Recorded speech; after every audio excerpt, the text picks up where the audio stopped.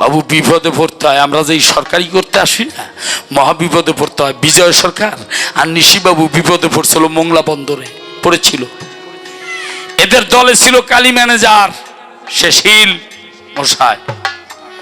এখন বিদেশিরা বলছে কাঁধে মোটা করিয়া ঢোল কাশি নিয়ে কোন দিকে যাইতেছো। সকল ভক্তবৃন্দের চরণে আমি আমার ভক্তিপূর্ণ প্রণাম নিবেদন করছি। আর যারা আশিকান দেওয়ানা মাস্তানা মুসলমান ভাইয়েরা, বাবারা, কাকারা কাছে কিংবা দূরে আছেন, আসসালামু আলাইকুম ওয়া রাহমাতুল্লাহি ওয়া বারাকাতুহু। আল্লাহ পাক রাব্বিল আলামিন আমাদেরকে যেন ছয় সালামতে রাখেন। আমরা যতক্ষণ এখানে গান শুনবো ততক্ষণ যেন কোনো আন কথা, কোনো বাজে কথা, কোনো বাজে চিন্তা, কোনো বাজে চেতনা আমাদের মধ্যে কাজ না করে।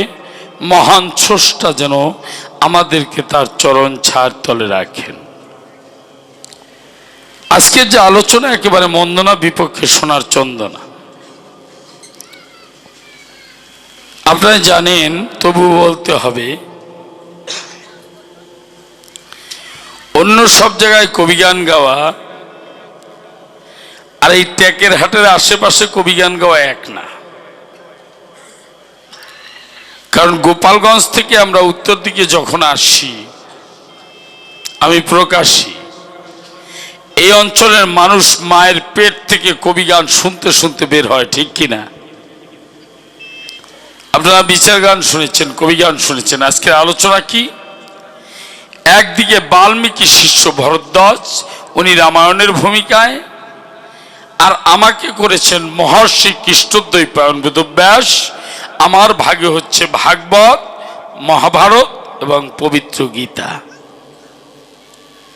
তা উনি রামায়ণ আলোচনার মধ্যে গিয়া খুলে বলি সবার কাছে, মায়েরা বাবারা সাক্ষী দিবেন, উনি কি রামায়ণের কোন একটা কাহিনী টেনেছেন?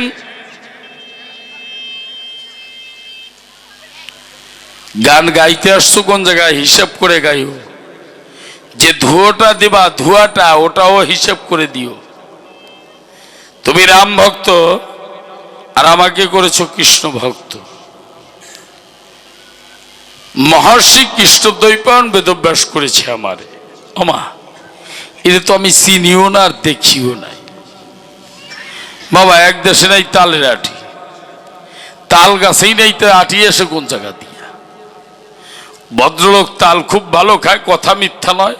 শিয়ালদা স্টেশন দিয়া এক আটির এক তাল কিনিয়া উনি ট্রেনে উঠিয়া চাটাচাটি করছে, থ্রু ট্রেন ছুটছে।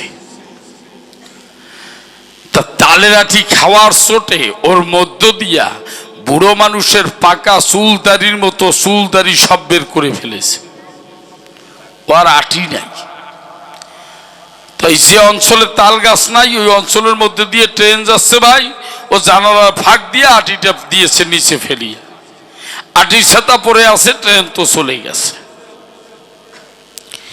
ওই অঞ্চলের কিছু লোক আসিয়া বলছে, ব্যাপারটা কি রে? বুড়ো মানুষের মাথার মতো মাথা, বুড়ো মানুষের দাড়ির মতো দাড়ি, বুড়ো মানুষের চুলের মতো চুল, জিনিসটা কি রে? ভয় ভয় ধরে তুলে দেখতেছে যে কান নাই, এর চোখ নাই, এর মুখ নাই, এর ছোট্ট একটু নাক আছে। আমার তোমরা যারা তাল গুলছো, তালের আটিতে চেক করে দেখবা ছোট্ট একটা নাক থাকে, কিন্তু থাকে না? হ্যাঁ, মা বলছে থাকে। কয় তুই চেনোস? কয় না। কয় তুই চেনোস? কয় না। তুই চেনোস না? কয় চল মাতুব্বরের কাছে যাই, মাতুব্বর তো সব চেনে। ওই তালের আটির চুল ধরিয়ে আমি যাই প্রকাশিয়া মাতুব্বরের কাছে নিয়া, ধরে বলছে, মাতুব্বর বলেন এইটা কি? মাতুব্বর ওই দৃশ্য দেখিয়া হাসতে হাসতে আর বাঁচে না। হাসবেন পরে, কথা নেবেন, বলেন এর নাম কি, এই জিনিসটা কি? মাতুব্বর কয়, ও ছাতা তো আমিও চিনি না। তা আমাকে করেছে ব্যাসদেব। ব্যাসদেব কি জিনিস সে ছাতা তো আমিও চিনি না। তবে অচেনাকে চেনা হতে পারে, অজানাকে জানা হতে পারে, যদি আপনাদের মতো ভক্ত ভক্তার চরণধুলি কৃপা আমার শিরে পড়ে। তাই উনি বারবার একটা কথা বলেছেন, কৃষ্ণের কোনো দোষ নাই, তুমি কৃষ্ণকে দিয়ে সব করিয়েছ, তাই না? আচ্ছা, রাম জন্মিবার কত বছর আগে রামায়ণ রচনা করা হয়েছিল? 60,000 বছর আগে। 60,000 আগে না, 60,000 বছর আগে। এই রামায়ণে রামচন্দ্র যখন সরজু নদীতে ঝাঁপ দিয়ে লীলা সাঙ্গ করবেন, তার পূর্বে উনি বাল্মীকি মুনিকে বলেছিলেন, মুনি করি বর্ণনা, জীবনে কোনোদিন আমি আসার আগে মাতুব্বরি করে এরকম দলিল রচনা করবা না, কারণ আমার অনেক লীলা করার ছিল, তোমার কাছে বলছি ভালো, তোমার লেখনির অবমাননা হবে বিধায় আমি তোমার লিখনির বাহিরে যেতে পারি নাই, করি বর্ণনা, আর জীবনে কোনোদিন এই কাজটা করবা না। তবে এইখানে আমার একটা প্রশ্ন আছে, যিনি বাল্মীকি মুনি হলেন, উনি প্রথমে কি ছিলেন? ওনার আগে নাম কি ছিল? রত্নাকর দস্যু। ধন্যবাদ। এই রত্নাকর দস্যু উনি কি করেছিলেন? টোটাল জীবনে 382 জন লোক মার্ডার করেছিলেন। যারা তামিল রামায়ণ পড়েছেন, উত্তর ভারতীয় রামায়ণ পড়েছেন, যারা তেলেগু রামায়ণ পড়েছেন, এই সমস্ত তত্ত্বগুলো পাবেন। তো পরবর্তীতে নারদ ব্রহ্মার কৃপা হলো, মরা মরা জপ করতে করতে বল্মিকের ডিবি হলো। বল্মিক মানে উই পোকা। উই পোকার ডিবিতে পরবর্তীতে বৃষ্টি হয়, ভেতর থেকে কঙ্কাল বের হয়। নারদ এবং ব্রহ্মার জোরে তাদের কমণ্ডলের জলের ফলে তাকে পরবর্তীতে বল্মিক হইতে আবিষ্কৃত বিধায় তার বাল্মীকি নাম দেওয়া হয়। জবাব দেওয়ার আগে একটা প্রশ্ন করেই নি, তুমি কথা নেবা, এই বাল্মীকি মুনি পূর্ব জন্মে কে ছিলেন? ইনি কেন, কোন পাপে রত্নাকর দস্যু হলেন এবং এতগুলো লোক হত্যা করলেন, ডাকাতি করলেন? পরবর্তীতে বাল্মীকি মুনি হলেন কোন কায়দায়? এর এই জন্মে পুণ্য কি ছিল, আর আগের জন্মে বাল্মীকি মুনি কে ছিলেন, স্পষ্ট আজকে আমাদের ব্যাখ্যা সহ বুঝিয়ে দেবে। আগের জন্মে বাল্মীকি কে ছিলেন, তার মা কে ছিলেন, তার বাবা কে ছিলেন, বংশ পরিচয় দিয়া পুনরায় আসরে উঠিয়া আলোচনা করবা, নইলে ঠাকুর ভাঙা চর খাবা। কবি গান, গানের নাম কবি, যা কবিতা কবি, সুর দিয়ে কবি, ছন্দ দিয়ে কবি, হিন্দুরতা কবি, মুসলমানতা কবি, বৌদ্ধেরতা কবি, খ্রিস্টানতা কবি, বুড়ারতা কবি, বুড়িরতা কবি, কবি তো কবি, না কবি না কবি, আগে কবি পরে গান, এর নাম কবি গান। মাতুব্বর আমাকে করেছে মহর্ষি, একদিকে মহান একদিকে ঋষি। কৃষ্ণ, আমি কৃষ্ণ সেই কৃষ্ণ বলি সবার ঠাই। আমি কৃষ্ণ কিছু লিখি নাই, আমার মধ্যে কৃষ্ণ এসে যা লিখিয়েছে আমি লিখিয়েছি তাই, এর মধ্যে আমার কোনো দোষ গুণ কিছু নাই নাই নাই। মহর্ষি কৃষ্ণ দ্বৈপায়ন, আমার দুই দিকে পদার্পণ, স্বর্গীয় পদার্পণ, মর্তেও পদার্পণ। বেদব্যাস, আমি বেদকে করিয়েছি ব্যাস, ব্যাস অর্থ বিভাজন, তাইতে বেদব্যাস। মহর্ষি কৃষ্ণ দ্বৈপায়ন বেদব্যাস। আমা চরণ ধরে করি মানা, আমার গানের সাথে কারো গান মিশবে না, কারণ আমি বাজে কথা বলি না। কবি গান শুনলে পাপ দূরে যায়, নামযজ্ঞ শুনলে পাপ দূরে যায়, রামায়ণ শুনলে পাপ দূরে যায়, ভাগবত শুনলে পাপ দূরে যায়। পাপ যায় কোথায়?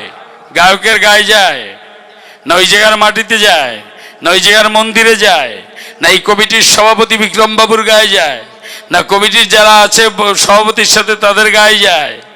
এই পাপ যায় কোথায়? পাপ কোথায় যায় জানো? যারা হরি কথা কৃষ্ণ কথা শুনতে এসে, বলি তোমাদের পাশে যারা গন্ডগোল করে আর পাঁচজনের গান শোনার ডিস্টার্ব করে, তারা পাপ ছাড়াতে এসে পাপ জড়িয়ে নিয়ে বাড়ি চলে যায় আস্তে। তাই চরণ ধরে করি মানা, কেউ পাপ ছাড়াতে এসে পাপ জড়িয়ে নিয়ে বাড়ি যাবেন না। রাত্র যত গভীর হবে আলোচনা তত গভীরে যাবে। যাদের ভালো লাগবে না আস্তে উঠে বাড়ির দিকে চলে যাবেন। কারণ প্রথমবার এই প্রেম পাওয়া যায় না। আমা আজকেই বিয়ে করে কালকে যদি তোমার বৌমার ধারে ডাক দিয়ে বলি, কথা নেই, তুই আমার একটা ছেলে দে, দিতে পারবে নাকি? ও কি বাবার বাড়িতে ছেলে বোনাস নিয়ে আনছে নাকি, আসছে নাকি? অন্তত যদি একটা ছেলে পেতে হয় 9 মাস 10 দিন অপেক্ষা করতে হয়।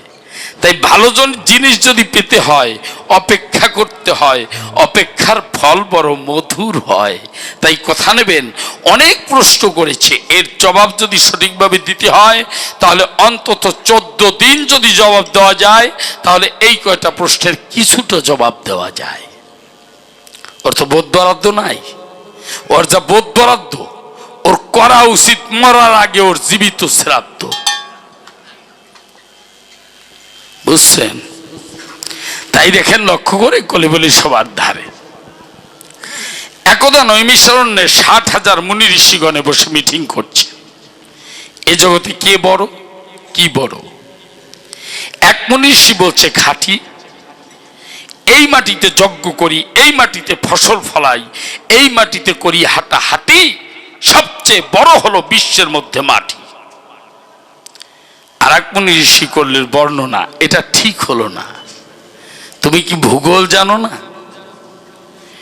পৃথিবীর 4 ভাগের 3 ভাগ জল, 1 ভাগ স্থল, সেদিক থেকে জল বড়।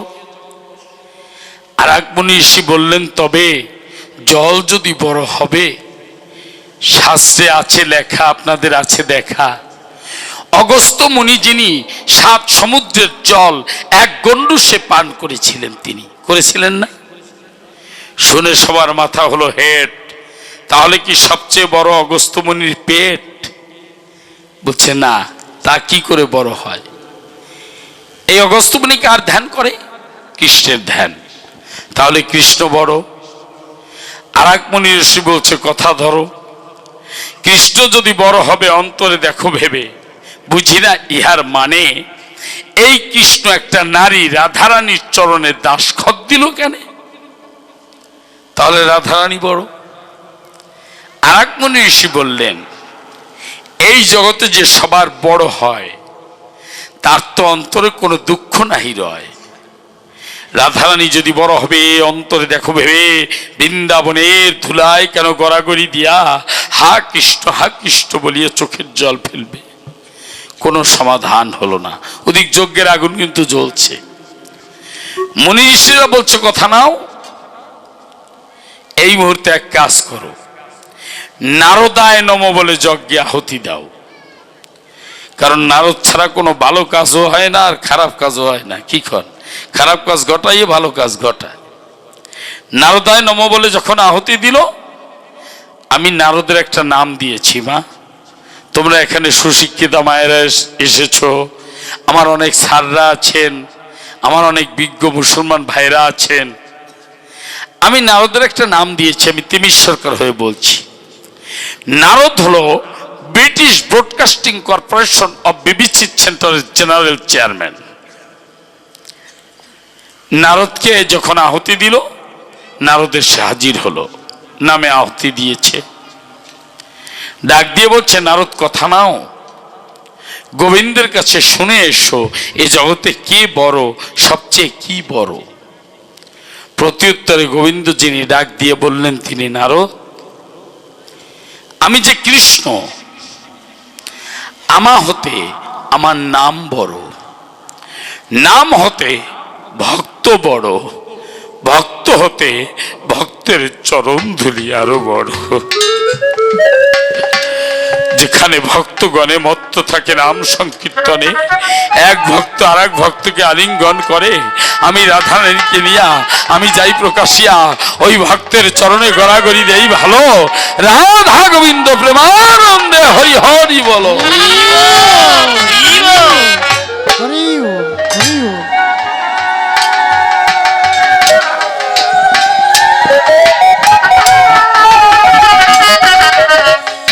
বাবা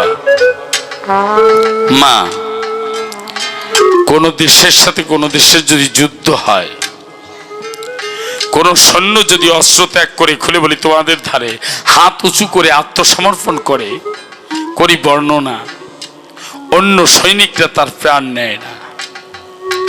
এই জন্য প্রতিবার হরিধ্বনি উলুধ্বনির সাথে সাথে হাত উঁচু করে আত্মসমর্পণ করতে হয় যার যার ইষ্টের কাছে। এই জন্য আলসেমি ত্যাগ করে হাত উঁচু করতে হয়। আর হরিধ্বনি এটা হলো কি, অমঙ্গল দূরে যায়। আর মায়েরা দেয় উলুধ্বনি, এটা হলো মঙ্গল ধ্বনি। এই ধ্বনি দিলে অমঙ্গল দূরে চলে যায়।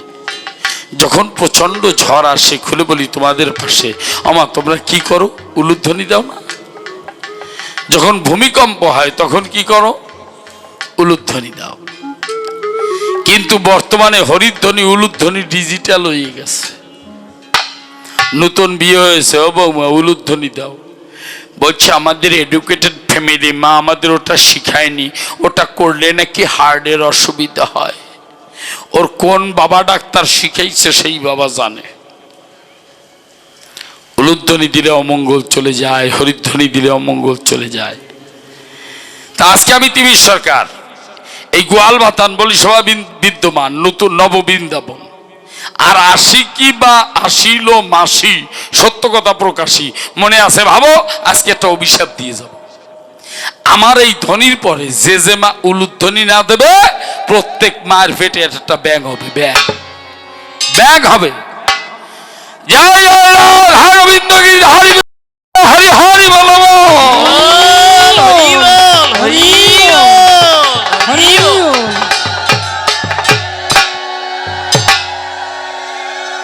দেখছেন থামে না,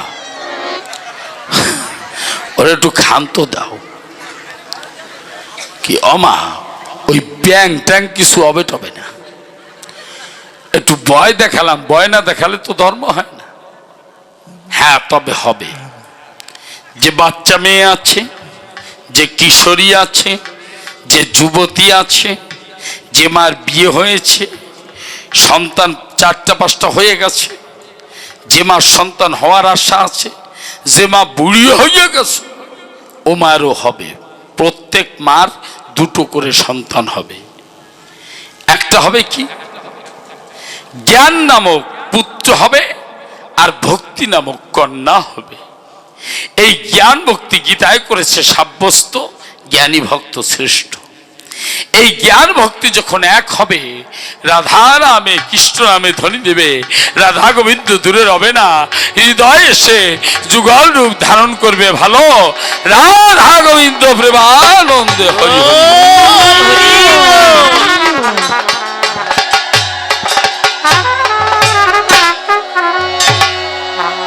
তাহলে শোনো, আজকে তুমি রাম ভক্ত, আমি কৃষ্ণ ভক্ত। এই জগতে যে গুরুকে চেনে না, সে কোনোদিন কৃষ্ণকে চেনে না। আর যে গুরুকে চিনবে না, শেষের দিন কৃষ্ণ তাকে চিনবে না, পার করবে না। এই জন্য আগে গুরুকে চিনতে হয়। এইখানে একটা গান এসেছে, যেখানে আলোচনা সেইখানে গান। এই গানটা গেয়ে আমি সামনের দিকে অগ্রসর হওয়ার চেষ্টা করছি। হ্যালো, দেখি, হ্যাঁ সাউন্ড আমাদের ঠিক আছে, যেটুকু আছে সবটুকু আছে, সব দিকে খেয়াল রাখবেন। সাউন্ডটা ভালো আছে, কারণ মাইক্রোফোনটা হাতে ধরা নিয়ে হচ্ছে বিষয়। কারণ উনি তো আমার বয়োজ্যেষ্ঠ সরকার। আমরা যে সময় সাউন্ডে কাজ করা শিখেছি, উনি প্রথমে সেই সাউন্ডে কাজ করা শিখেনি। কোনটা ইগো, কোনটা ভোগাল, কোনটা বেস, কোনটা টোন, কোনটা ভয়েস প্রসেসর, এই সম্পর্কে আপনাদের ধারণা আছে, কিন্তু আমার দাদা, আমি ভূমিকা বাদ দিয়ে বলছি, মানসবাবুর এই বিষয়ে ধারণা কম, যেহেতু উনি প্রাচীন সরকার। এই জন্য আপনারা কেউ কষ্ট পাবেন না। ছাউনটা খুব সুন্দর, আপনাদের হাতে আমাদের 10টা জীবন। ছাউনটা সুন্দর আছে, আরও যাতে মধুর হয় চেষ্টা করবেন। এই জন্য কেউ কষ্ট পাওয়া যাবে না, রাগ করা যাবে না।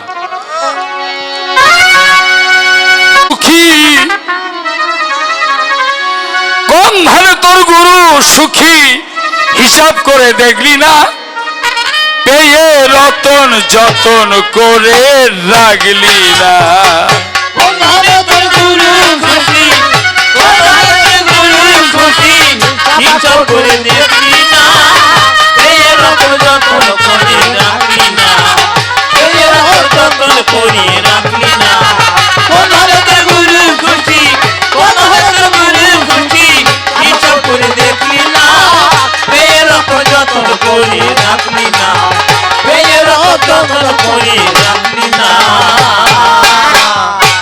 ও তুই কুমতি সতীনের কথায়, কুমতি সতীনের কথায় পতির সেবা করলি না,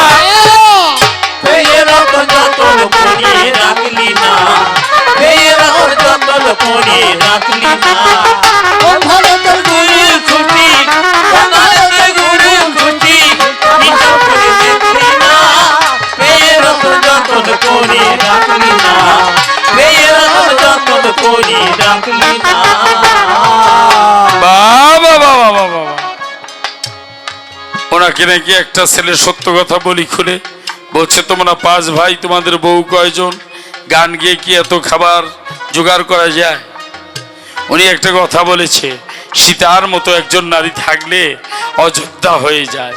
তা সীতার মতো যদি একজন নারী থাকে, যদি অযোধ্যাই হয়, তাহলে রাম রাবণের যুদ্ধ হইল কেন? আর যদি রাধার মতো একটা নারী থাকে, জল আনতে গেলে খবর থাকে না, বলছে না এ রাধা কি জানো? এই জগতে রাধা কি আগে বোঝো। আমাদের চোখের ধারা, নাকের ধারা, কানের ধারা, মুখের ধারা, 9 দরজার ধারা। আপনি লেখেন ধয়াকারে ধা, রয়াকারে রা, লেখেন ধারা। এই ধারাকে যদি গুরু বীজ নিয়ে কেউ উল্টাতে পারে, তাহলে উল্টো পাশ দিয়ে পড়েন তো, এ পাশ দিয়ে ধা রা, উল্টো পাশ দিয়ে পড়লে কি হবে? রাধা। রাধা কোনো ব্যক্তি সত্তা নয়, পুরুষ নয়, নারী নয়। রাধা যে কেউ হতে পারে। আরাধনা লাদিনী, তার আগে হলাদিনী, হলাদিনী হইতে আরাধা, আরাধা হইতে রাধা। যে আরাধনা করে সে আরাধনার পাত্রী হয় একমাত্র শ্রীকৃষ্ণ পুরুষ আর সব প্রকৃতি দুনিয়ায়। এই জন্য সবাই আমরা রাধা দুনিয়ায়। সীতা নাম কেউ রাখে না, কারণ সীতার দুঃখ ঘোষে না, এই জন্য রাধা নাম রাখে দুনিয়ায়। ও বলছে রাধার 5টা স্বামী ইঙ্গিতে বলে গেছে। আরে পাগল, এই রাধা আগের জন্মে কি ছিল? স্বয়ং চিত্রা সখী। শিবের ধ্যান করে, খুলে বলি সবার ধারে। শিব এসে হাজির হলো, বলছে কি চাও? চিত্রা বলছে পতিং দেহি, পতিং দেহি, পতিং দেহি, পতিং দেহি, পতিং দেহি, মানে পতি চাই। বলছে কয়বার? 5 বার। শিব বলছে তথাস্তু।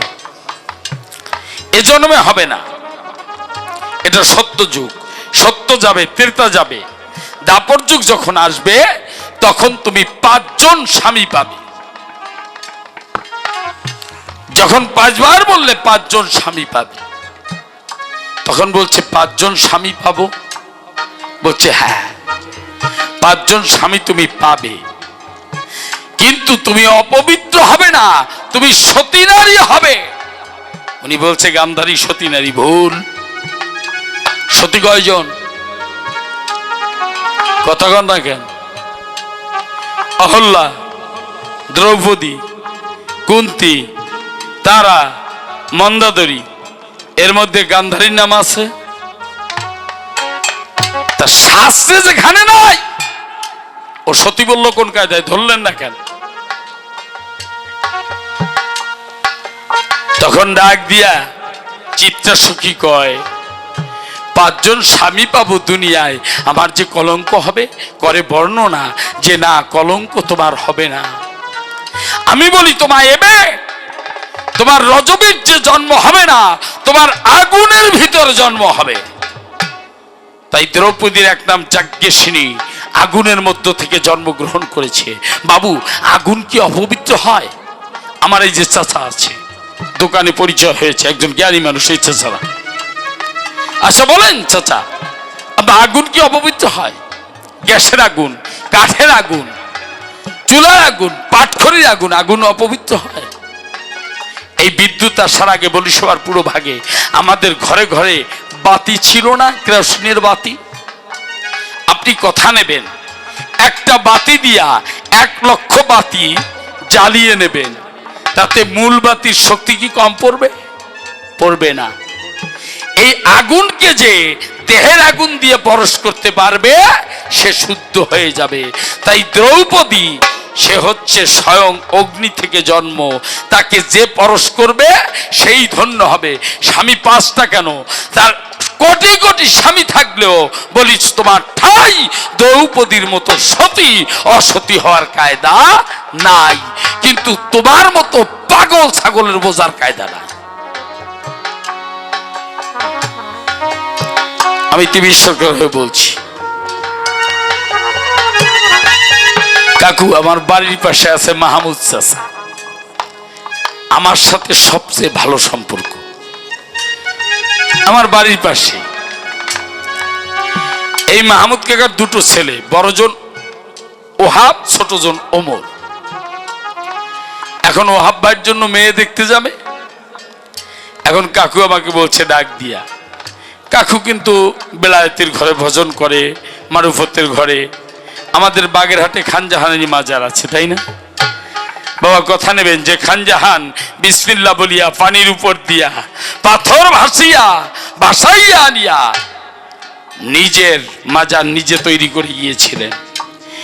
সারা বিশ্বে যত কাগজ আছে আমি খুলে বলি আপনার কাছে, এই কাগজ নিয়ে কথা নেবেন।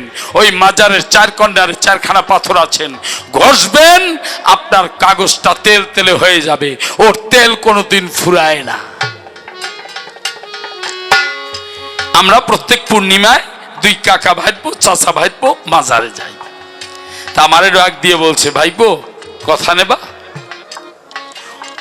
ওহাবের জন্য মেয়ে দেখতে যাব, আমার সাথে একটু যাবা? তাই বললাম, কাকারে আমাদের হিন্দুদের নিয়ম আছে, ঘুরে বলি সবার কাছে, আমরা মেয়ে দেখতে যাই, কিন্তু মুসলমান ভাইদের ভিতরে কিভাবে মেয়ে দেখে আমার তো জানা নাই। দেখবেন আমাদের হিন্দুদের যদি কোনো বাড়িতে মেয়ে দেখতে যাওয়া হয়, তাহলে যে মেয়েটাকে দেখবে ওর সাথে 8-10 জন সেজে গুজে বের হয়। মানে এটার পছন্দ না হলে ওটার হবে, একটা না একটা বিয়ে হবে। কিন্তু আমি চাচার সাথে গিয়ে যাই প্রকাশিয়া, দেখলাম ওই একটা মেয়ে সামনে বসেছে, আর কেউ কিন্তু সামনে নাই। আর কে আছে? সাথে ওর নানি আছে। এখন আমার চাচা বলতেছে, ভাইবো কিছু জিজ্ঞেস করো। আমি বলছিলাম, চাচা ঠাই চাচা, আমার এই সমস্ত বিষয়ে ধারণা নাই, আমি জিজ্ঞেস করতে পারবো না। তা আমার চাচা তখন প্রশ্ন করছে, আম্মা আমি এমন একটা মেয়ে চাই যে মেয়ের 5 জন স্বামী আছে, 5 জন স্বামী আছে, 30টা সন্তান আছে, তারপরেও মেয়েটা সতী। আমা এটা কি তোমার আছে? আমি চিন্তা করি, চাচা কয় কি রে, 5 জন স্বামী আছে, 30টা সন্তান আছে, তারপরও মেয়েটা সতী। ওই মেয়েটা ডাক দিয়ে বলছে, আলহামদুলিল্লাহ আমার তা আছে। আমি চিন্তা করি, ওরে সর্বনাশে কি আলোচনা চলতেছে। বলছে, মা বুঝিয়ে বলো, আমার ভাইপোর সাথে এসেছে, একটু বুঝুক। ডাক দিয়ে বলছে, বাজান আমি 5 ওয়াক্ত নামাজ পড়ি, এই নামাজকে স্বামী রূপে ভয় করি। এই 5 ওয়াক্ত নামাজ আমার 5 জন স্বামীর মতো। আর বছরে একবার আসে 30টা রোজা, আমি সন্তান হিসেবে তাদের পালন করি, তাই আমার এই 30টা সন্তান আছে। সাথে সাথে বলি সবার সাক্ষাতে, চাচা বলছে, মা তোমাকে আমার পছন্দ হয়েছে, কথা নিও। আমি তোমাকে এই 500টা টাকা দিলাম, বকশিশ দিলাম, কথা পাকার হলো। তার আব্বা আম্মার সাথে কথা বলে 1 শুক্রবারের পরে শুক্রবারে বিবাহ হয়ে গেল, তারা সুখের সংসার করছে। এখানে তো স্বামী 5 জন, একজন নারীকে যদি সতী হতে হয় স্বামীর আগে 9 জন, যার হয় 9 হয়, যার হয় না 90ও নয়। প্রথম স্বামীকে ক্ষিতি মানে মাটি। কোন মেয়ে বিয়ের আগে যদি গুরুর কাছে গিয়া মাটির কাজ জানে, মাটিকে স্বামী রূপে ভয় করে মৃত্তিকার কাজ সাধন করে, ও কি অসতী হবে? দ্বিতীয় চপ মানে জল। কোন মেয়ে বিয়ের আগে যদি সে তার জলের ধারা জানে, এই জলের ধারা জানিয়া স্বামী রূপে ভয় করিয়া জলের কর্ম সারে, সে কি অসতী হবে? কোন মেয়ে বিয়ের আগে তেজ মানে আগুন। এই জগতে নারীরা প্রতি মাসে আগুন ঝরায়। যদি কোন মেয়ে তার জোয়ার ভাটার খবর জানিয়া এই গুরুর কাছে গিয়া মন্ত্র জানিয়া এই আগুনকে স্বামী রূপে ভয় করে তাকে যদি সাধন করে, অসতী হবে? এরপরে হচ্ছে মরুত মানে বাতাস। বিয়ের আগে কোন মেয়ে যদি পুরা কুম্ভক রেচক করে স্বামী রূপে ভয় করে নিজের দেহ সাধন করে, অসতী হবে? গেল 4 জন, বাকি হলো কি? বাতাসের পর বোম মার্গ, শব্দ মার্গ। যদি কোনো মেয়ে বিয়ের আগে এই 4টে কর্ম করার পরে সাধনায় বসলে এমন কিছু শব্দ কর্ণে আসে, যারা সাধনা করেন তারাই বুঝতে পারবেন। মুসলমান ভাইদের মধ্যে যারা মুরাকাবায় বসেন, মুরাকাবা থেকে বাকাবিল্লা, বাকাবিল্লা থেকে ফানাফিল্লা, ফানাফিল্লা থেকে ছিনাসাকে যান, তখন তারা এই বাজনা শুনতে পান। এই যে বাজনা শব্দ আসে, এই শব্দগুলো যদি স্বামী রূপে ভয় করে তাদেরকে ধরে রেখে ভজন করে, ওই মেয়েটা কি অসতী হবে? স্বামী হলো কয়জন? 5 জন। এইবার দীক্ষা গুরু গোস্বামী কয়জন হলো? 6 জন। এইবার শিক্ষা গুরু মানে উপাসনার গোসাই কয়জন হলো? 7 জন। এইবার একজনের সাথে বিয়ে হলো, কয়জন হলো? 8 জন। আর একজন বিশ্ব স্বামী কয়জন হলো? 9 জন। যদি একজন নারীকে সতী হতে হয় স্বামীর আগেই তার 9 ছাড়া সম্ভব নয়। আমি তোমার কাছে জানতে চাই, দ্রৌপদীর শুধু এই 5 জন না, তার 9 জন স্বামী ছিল। তোমার সীতার কয়জন স্বামী ছিল? কেন 5 জন সতীর মধ্যে সীতার নাম নাই? স্পষ্ট জবাব চাই।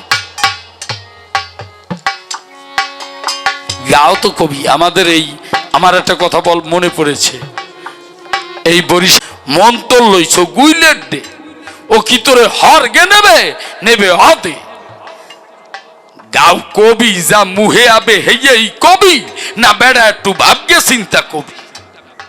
গাও তো কবি, কাজটা করো। বাবু বিপদে পড়তে হয়, আমরা যে সরকারি করতে আসি না, মহাবিপদে পড়তে হয়। বিজয় সরকার আর নিশিবাবু বিপদে পড়ছিল, মোংলা বন্দরে পড়েছিল। এদের দলে ছিল কালী ম্যানেজার, সে শীল মশাই। এখন বিদেশিরা বলছে, কাঁধে মোটা করিয়া ঢোল কাশি নিয়ে কোন দিকে যাইতেছো, তোমরা কি করো? বলছে আমরা কবি গান করি। গাও তো কবি, কাজটা করো কি? বলছে আমরা কবি গান গাই। কাজটা করো কি? ভালো করিয়া বলো তোমাদের কাজটা কি? ধরা পড়ছে না? গাও তো কবি, কাজটা কি? এখন ওই যে মানে 16 সুঙ্গার 1 সুঙ্গ তো ছাড়তে হবে।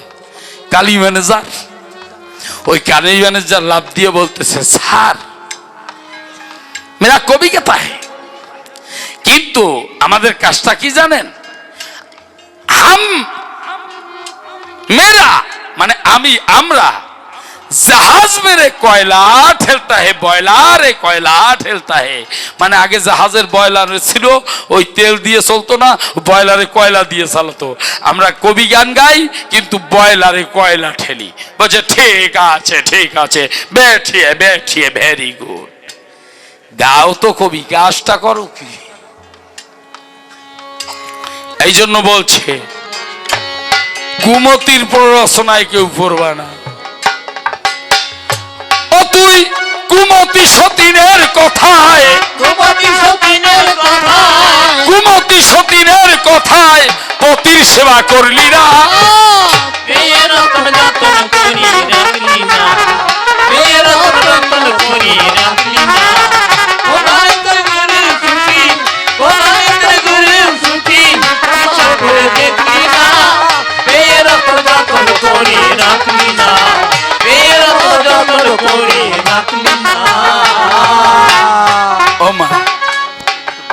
তোমাকে যে পতি, পতি কারে কয়?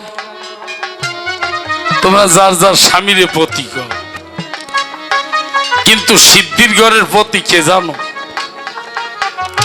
যার যার গুরু সহায়। আপনারা মুসলমান ভাইরা আছেন, যারা শরীয়ত মোতাবেকে আছেন, তাদেরকে সালাম জানাই, তাদের সাথে আমার কোনো গন্ডগোল নাই। যদি কেউ মারুফ হতে থাকেন, তাদেরকে একটা কথা বলে যাই, আমাদের গুরু শিক্ষা দিয়েছে। জিবরাইল বিড়াল রূপে আসিয়া বলছে, ডাকিয়া নবীজি আমার কথা নাও, তোমার মেরাজের সময় হয়ে গেছে, তুমি রেডি হয়ে লও। 10 নম্বর বিবি উম্মে হানিকে রব রব করিয়া চৌঠা আসমানের উপরে নবীজি গেলেন। যখন উঠিয়া রব রব তখন করিছে বর্ণনা, উপরে গেলে পাকনা পুড়ে যাবে, উপরে যাব না। যদিও এসব কথা আজকে আমরা বলতে চাই না, কারণ কেন বলতে চাই না, যারা এটা না বোঝে উল্টো ভাবে আমাদের উপরে উল্টো কথা বলতে পারে, তাই না বাবা? এই জন্য অনেক কথা বলা যায় না। আজ থেকে 41 বছর আগে, 40 বছর আগে যে কথা বলছি, আজকে সেই দিন নাই, সেই কথা বলা যায় না। এরপরে জিবরাইল আলাইহিস সালাম যিনি নবীজিকে নিয়ে সপ্ত আসমানের উপরে উঠলেন, তিনি দরজাটা আপনা আপনি খুলিয়া গেল। ভিতরে যখন নবীজি প্রবেশ করলেন, দেখলেন একটা ছায়ামূর্তি ভেসে যাচ্ছে। আমার কথা কোনো হিন্দুর না, মুসলমানের না। হিন্দুর যা ভালো কথা, মুসলমানের তা ভালো কথা, মুসলমানের যা ভালো কথা, হিন্দুর তা ভালো কথা। মন দিয়ে শুনবা আর সারা বছর ভরে এইটা চিন্তা করবা যে কথাগুলো কি বলে গেল। নবীজি দেখতে পান একটা ছায়া চলে যাচ্ছে পর্দার আড়াল থেকে। ডাক দিয়ে আল্লাহ পাককে বললেন, দোস্ত একে? বলছে তোমার আগে একে আমি পাঠিয়েছিলাম, এর নাম হচ্ছে ঈসা, সালাম করো। নবীজি সালাম করলেন। আর একটা ছায়ামূর্তি ভেসে গেল, বলছে একে? দোস্ত একে? বলছে একে তোমার আগে আমার নাম প্রচারের জন্য পাঠিয়েছিলাম, এর নাম হলো মুছা, একে সালাম করো। সালাম করেছি। এরপর একটা ছায়ামূর্তি ভেসে গেল, বলছে একে? বলছে তোমার আগে কেউ আমি আমার নাম প্রচারের জন্য পাঠিয়েছিলাম ইসলাম প্রচারের তরে, এর নাম দাউদ, সালাম করো। এইবার ডাক দিয়ে বলছে, আল্লাহ পাক যিনি গায়বী আওয়াজ করে বলছে, তিনি ডাক দিয়ে বলছে, কথা নাও, সামনে অনেকগুলো খাবার আছে, একটা খাবার বাঁচিয়ে নাও। কাব্যে নয়, কাব্যে মঞ্জুদ। নবীজি বেছে নিলেন 1 গ্লাস দুধ। ওই যখন দুধ গ্লাস বেছে নিলেন, তখন অনেকে বলে পর্দার আড়াল হতে হাত বেরিয়েছে, না, দেখে নিজের হাতে হাত দিয়েছে, একে বলা হয় হালে বায়াত। বাম হাতের উপরে ডান হাত দেওয়া আছে। নবীজি বেরিয়ে এলেন, দেখলেন যে দরজার কয়রাটা এখনো নড়তেছে। উনি জগতে আসিয়া একটা ভাষণ দিয়ে বললেন বিদায় হজের বাণীতে, হে আল্লাহর বান্দাগণ, তোমাদের জন্য 2টা জিনিস রাখিয়ে গেলাম। একটা পবিত্র কোরআন মঞ্জিল, তোমরা কোনোদিন এই কোরআনকে বুক থেকে দূরে ফেলো না, বুকে রেখো। আর একটা হালে বায়াত, যে পীরের হাতে হাত দিয়েছে সে আমি রাসূল আমার হাতে হাত দিয়েছে, আর যে আমার হাতে হাত পড়েছে আমার দোস্তের হাতে তার হাত গিয়েছে। অতএব তোমরা কথা নিও, যে যা করো কথা ধরো, কলেমা, নামাজ, রোজা, হজ, যাকাত এই পঞ্চবেনা মানিয়া চলিও, তাহলে খাঁটি মুসলমান ঈমান হবে। চাচা এই কথা ঠিক না বেঠিক বলেন? তাহলে খাঁটি মুসলমান হবে। এই জন্য পতিকে এই জগতের পতি নয়, আসল পতি বিশ্বপতি। তাই বলছে ও তোর এত সুন্দর দেহ দিল, মণিমুক্তায় ভরা ঘর,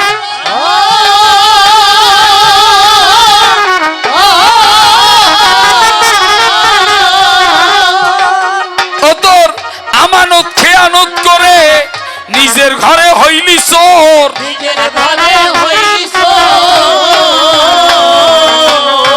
ও তোর এত সুন্দর দেহ দিল, মণিমুক্তায় ভরা ঘর,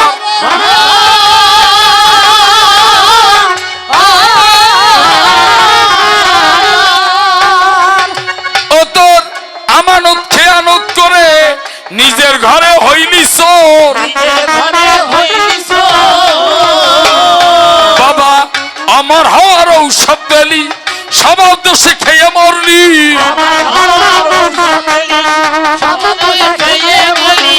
আমার হওয়ার ঔষধ পেলি, সবার দোষে খেয়ে মরলি,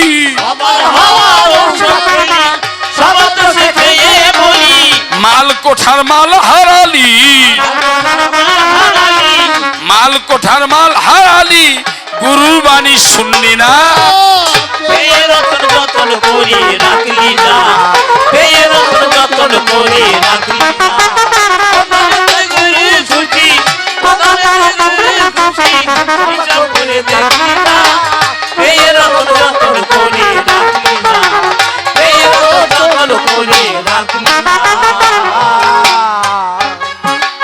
বাবা ব্রহ্মা বিষ্ণু মহেশ্বরে তোর ঘরেতে তিনজনা,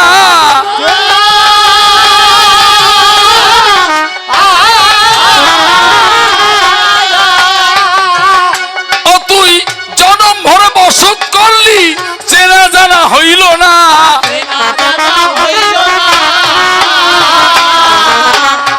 আমা ব্রহ্মা বিষ্ণু মহেশ্বরে এই ঘরেতে তিনজনা,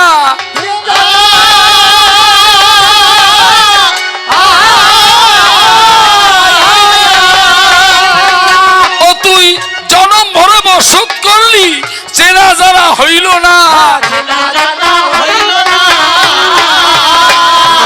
ছয় ডাকাতে যুক্তি করে তোর ঘরে তোরেই মারে, ছয় ডাকাতে যুক্তি করে তোর ঘরে তোরেই মারে,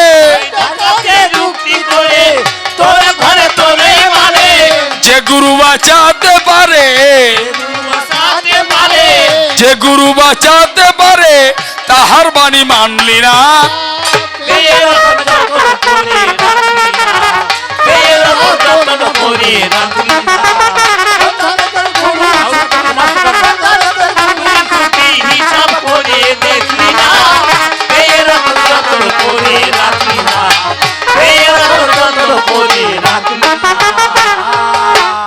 মা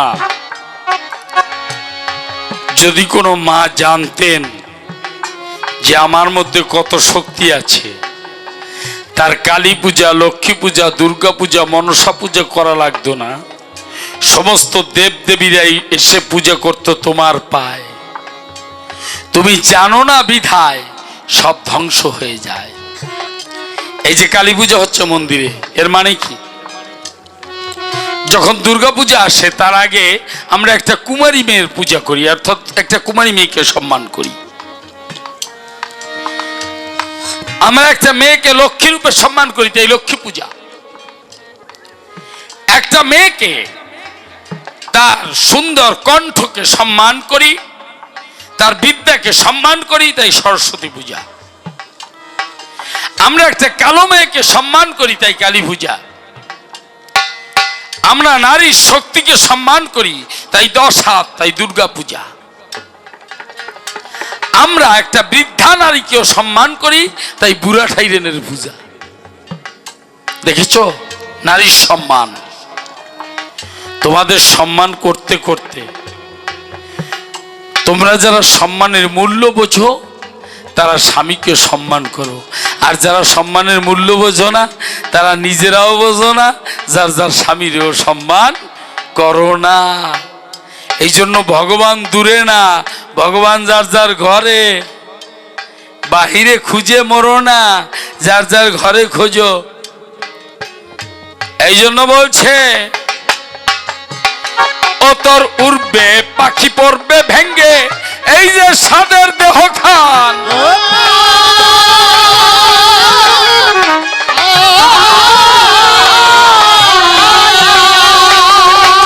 ও তুই সময় থাকতে ঠিক করে নে, নকশা পর্চা খতিয়ান। বাবা উড়বে পাখি পড়বে ভেঙ্গে, এই যে সাদের দেহ খান।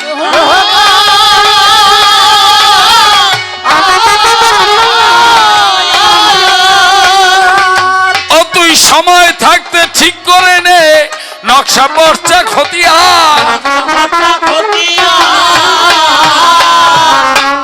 রাধা বলল বলে কি করিলাম, খতিয়ানে ভুল করিলাম। বলল বলে কি করিলাম, খতিয়ানে ভুল করিলাম। মাপতে গিয়ে মা ভাড়ালাম, মাপতে গিয়ে মা ভাড়ালাম, নকশাবন্দি হলো না।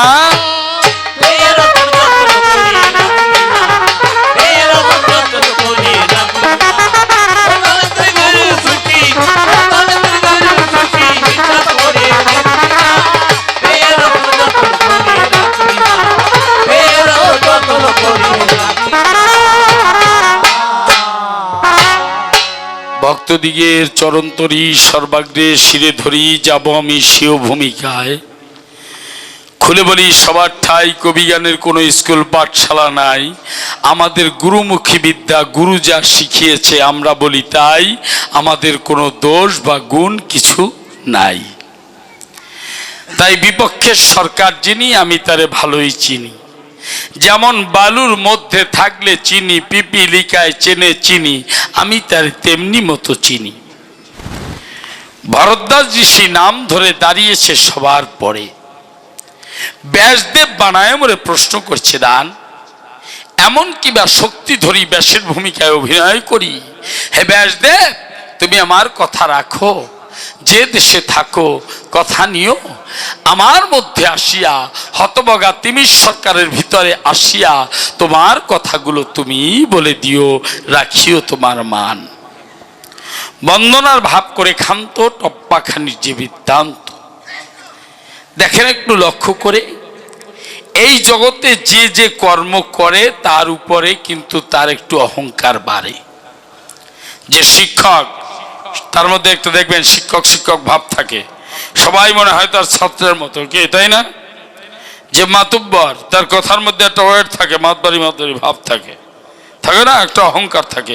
যে যা করে তার ভিতরে সেই গাড়ি একটা অহংকার করে, হ্যাঁ অহংকার থাকে।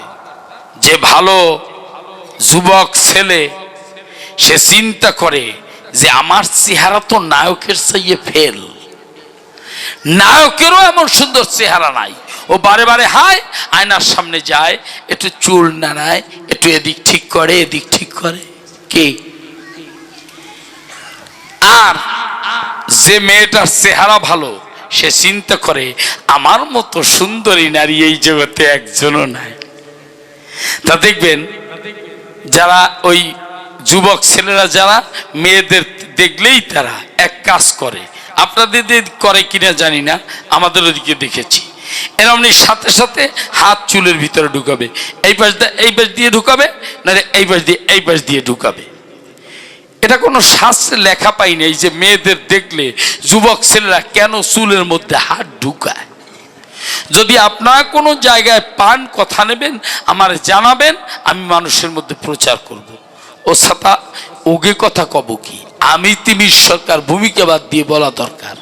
আমি যখন কলেজে পড়তাম, ওই মেয়েদের দেখলে আমার ওটা হয়ে যেত। আমি এই পাশ দিয়ে চুলে হাত ঢুকাতাম, এই পাশ দিয়ে হাত ঢুকাতাম।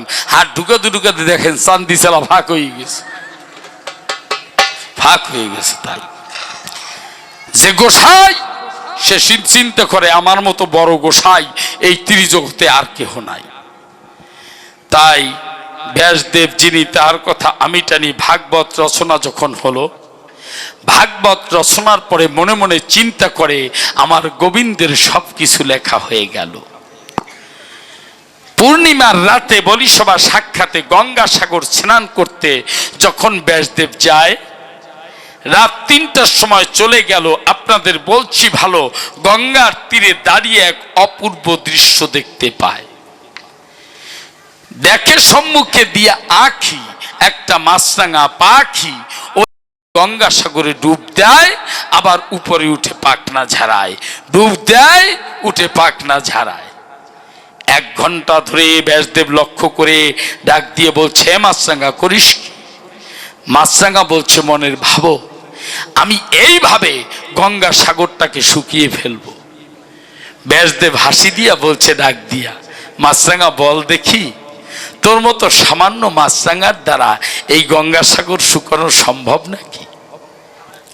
মাছরাঙা বলছে, ও ব্যাসদেব, যদি বোঝো যে আমার মতো মাছরাঙার দ্বারা গঙ্গাসাগর শুকানো সম্ভব না, মনে করো বিবেচনা, তাহলে তুমি স্বয়ং বিশ্ব ব্রহ্মাণ্ডের মালিক কৃষ্ণ, তার লীলার অনন্ত কোটি ভাগের 1 ভাগ, তার কোটি কোটি ভাগের 1 ভাগ, তার অনন্ত কোটি ভাগের 1 ভাগ, তার অনন্ত কোটি ভাগের 1 ভাগ লীলা ভাগবত লিখিয়া কি করিয়া মনের মধ্যে ভাবলে বলি তোমার কাছে যে গোবিন্দের সব লীলা লেখা হয়ে গেছে। ব্যাসদেব করে ভাবনা, এ তো মাছরাঙা না, এ কে? সাথে সাথে ব্যাসদেব যিনি ভাগবতের প্রথম শ্লোকটা উচ্চারণ করলেন, তিনি প্রথম শ্লোকটা কি? নারায়ণং নমস্কৃত্যং নরস্বৈব নরোত্তমম দেবীং সরস্বতীষ্ণৈব তৎজয় মুদিরয়েৎ। হে কৃষ্ণ করুণা সিন্ধু দীনবন্ধু জগৎপতে গোপেশ গোপিকা কান্ত রাধাকান্ত নমস্তুতে। এই শ্লোক যখন উচ্চারণ করলো, দেখে মাছরাঙা নাই, মাছরাঙা রূপ পরিহরি সবার কাছে প্রকাশ করি রাধারানীকে বামে নিয়া আমার গোবিন্দ রাধা গোবিন্দ যুগল হয়ে দাঁড়ালো। রাধা গোবিন্দ প্রেমানন্দে হরি হরি বল।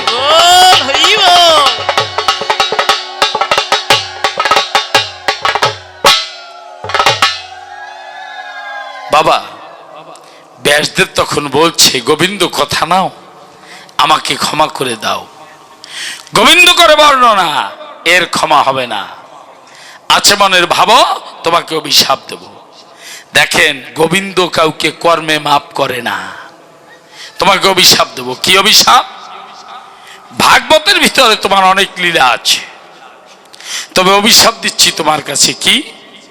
তুমি ভাগবত লিখিয়াছ সত্য করি মানা, এই ভাগবতের জীবনে কোনোদিন তোমার অধিকার থাকবে না, থাকবে না, থাকবে না। তাই ব্যাসদেবের ভাগবতে অধিকার নাই। ডাক দিয়ে করে বর্ণনা, গোবিন্দ কোনো অধিকার কি থাকবে না? বলছে, একটা অধিকার থাকবে। যেখানে ভাগবত পাঠ হবে, ওইখানে যে আসনখানায় বসিয়া ভাগবত পাঠ করা হবে, ওই আসনখানা হবে তোমার নামে ব্যাস আসন।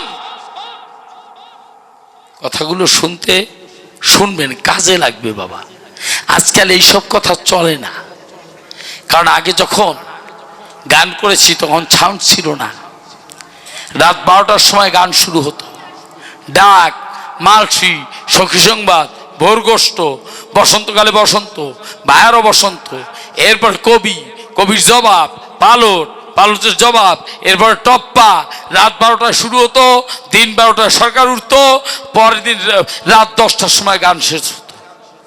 এখন মানুষের অত শোনার সময় নাই, আর সেই শ্রোতাও নাই, সেই সরকাররাও নাই। যে কয়জন শ্রোতা আপনারা আছেন, তারা অবশ্যই জ্ঞানী শ্রোতা, বসে থাকবেন। দেখবেন কদমবাড়ি মেলায় যদি ছানা বিক্রি হয় 5 কেজি ছানা, তাহলে চানাচুর বিক্রি হয় 500 মন। আজকে আমরা চানাচুর বার কাছরতা অল্পের মধ্যে সব চাই। এমন সময় ব্যাসদেব যিনি ডাক দিয়ে বললেন, তিনি গোবিন্দ করি বর্ণনা, আমার এই ভাগবত কি কখনো প্রচার হবে না? ডাক দিয়ে বলছে, মনের ভাবো, আমি সময় মতো ভাগবত প্রচারের তরে খুলে বলি তোমার ধারে লোক পাঠাবো, থাক এই ডাল আর এক ডালে যাই। এবার দেখেন, প্রত্যেক মা চায় যে তার স্বামী কাছে থাকুক, তাই না? আমার চায় না? খালি দু একজন মায়েরা ছাড়া। এই যে আমার বিপক্ষে সরকার বলা দরকার, ওই মানুষবাবু, ওনার বাড়ি খুলনা বটিয়ে ঘাটায়, তো ওখানে চেয়ারম্যান ছিলেন মনোরঞ্জন বাবু। তা এক মা গিয়ে ডাক দিয়ে বলতেছে, ও চেয়ারম্যান, চেয়ারম্যান, তোমার জনম বইরা ভোট দিলাম, তুমি তো আমার কিছু দিলা না। একদল মায়েরা এরম আছে না? তো মায়ের হাতে মোটা মোটা শাখা, কপালে সিঁদুরের ফোঁটা, কয় তোমার কিছু দিব। তোমার কি দেব? কয় আজকে কি দিচ্ছ? কয় আজকে তো বিধবা কার্ড দিচ্ছি। ওই মা কয় ওর একখান দাও। কয় তোমার হাতে শাখা, কপালে সিঁদুর, তুমি বিধবা কার্ড চাও? কয় তোমার দাদার অবস্থা বেশি ভালো না, ও ছাতা বেশি সময় টেকবে না রে। আগাম চাই। এই আগাম চাওয়া মায়েরা ছাড়া প্রত্যেক মা চায় যে স্বামী আমার কাছে থাকুক, তাই না? সব মা চায়। আমা আগে যে সময় মোবাইল ছিল না, টেলিফোন ছিল না, মনে আছে না? তখন রেডিওতে আমরা পল্লী গীতি, বাটিয়ালি, বাহাইয়া কত গান শুনতাম। তখন একটা গানের কথা মনে আছে, ঢাকায় যারা চাকরি গো করে তারা কেন বিয়া করে গো, বুঝলো না এই অবলা নারীর মন হায় রে। গাইতো না? গাইতো। তাই মা মহামায়া যিনি, আদ্যাশক্তি মহামায়া যিনি, মনে মনে ভাবেন তিনি, আমার স্বামী শ্মশানে রয়, স্বামী যদি বাড়ি আসে আমার আনন্দ হয়। তাই মা কি করেছে, খুলে বলি সবার কাছে, শিব তো শ্মশানে ধ্যানে আছে। মা তখন বিস্ফোট, বিস্ফোকা ইত্যাদি তৈরি করে গিয়ে বলছে, যা কথা নিবি, গিয়ে শিবকে আক্রমণ করবি। ওরা গিয়ে আক্রমণ করছে। তা শিবের কি যে সে চামড়া নাকি? সহস্র শীর্ষা পুরুষ পুরানো, সহস্রাক্ষ সহস্রপাত সাভূমিং বিশ্বত বৃত্তাত্মনিষ্ঠ দশাঙ্গুলম বিশালো সম্ভুক কি দেহ চার, তার চামড়া ফুটো করা কি সহজ? তার ওই পোকারা ফিরে এলো। মা মনে করে বিবেচনা, এতে শিবের ধ্যান ভাঙবে না। মা তখন কি করেছে, বাম নাক থেকে একটা সাপ, ডান নাক থেকে দুইটা বিষাক্ত সাপ, এই তিনটা সাপ সৃষ্টি করেছে। করে দিয়া আমি যাই প্রকাশিয়া বলছে, শ্মশানে যা কথা নিবি, শিবকে ছবল মারবি। তো এই মায়ের নাক থেকে বিষের সৃষ্টি হয়েছে বলে, এই মা কালীর দ্বারা যত মা জগতে সৃষ্টি হয়েছে, প্রত্যেক মায়েদের নাকের শ্বাসে বিষ আছে। এই বিষ কাটানোর জন্য স্বর্ণ ব্যবহার করতে হয়, তাই না মা? নাকে স্বর্ণ ব্যবহার করতে হয়। এই বিষ প্রতি মাসেই থাকে, কিন্তু প্রখর হয় 3 দিন। ওই 3 দিন যদি এই নাকের শ্বাসের বাতাস লাগে স্বামীর গায়ে, স্বামীর অমঙ্গল হয়, শুকাতে শুকাতে যায়। আজকেও সব মানে টানে না, কারণ ঢাকা শহরে ছোট্ট বাসা, সব নিয়ে থাকতে হবে, মানা গোনার সময় আছে বাবা। এইবার ওই 3টা সাপ গিয়া আমি যাই প্রকাশিয়া, শিবের তেজে গিয়া ধরা পড়ে গেছে। ছবল দেবী কি ধরা পড়েছে। এবার সাপেরা ডাক দিয়ে কয়, হে মহেশ্বর, বলছি তোমায়, আমরা যাব কোথায়? শিব ডাক দিয়া বলছে, শোন মেঘডুম্বল, ওটা আমার মাজায়। শিবের মাজায় সাপ না? মেঘডুম্বল, ওটা আমার মাজায়। বাসুকিনাক, ওটা আমার গলায়। শীষনাক, ওটা আমার মাথায়। তাই শিবের 3 জায়গায় 3টা সাপ। মহামায়া করে বিবেচনা, এতেও কাজ হবে না। মনে আছে? ভাবো, আমি নিজে বাঘের রূপ ধরে যাব। মহামায়া বাঘের রূপ ধরে গিয়েছে, খুলে বলি সবার কাছে, শিবের সামনে যেই গিয়েছে, শিবের তেজে ওই বাঘের ভিতরে যা ছিল সব বশীভূত হয়ে গেল। আর ওর মধ্য থেকে মা লাফ দিয়ে পড়লো, শুধু বাঘের চামড়াটা পড়ে রইল। থাক, বাঘের চামড়া কাজে লাগবে। দেখবেন খেলাটা কেমন। বাঘের চামড়া পরে রয়েছে।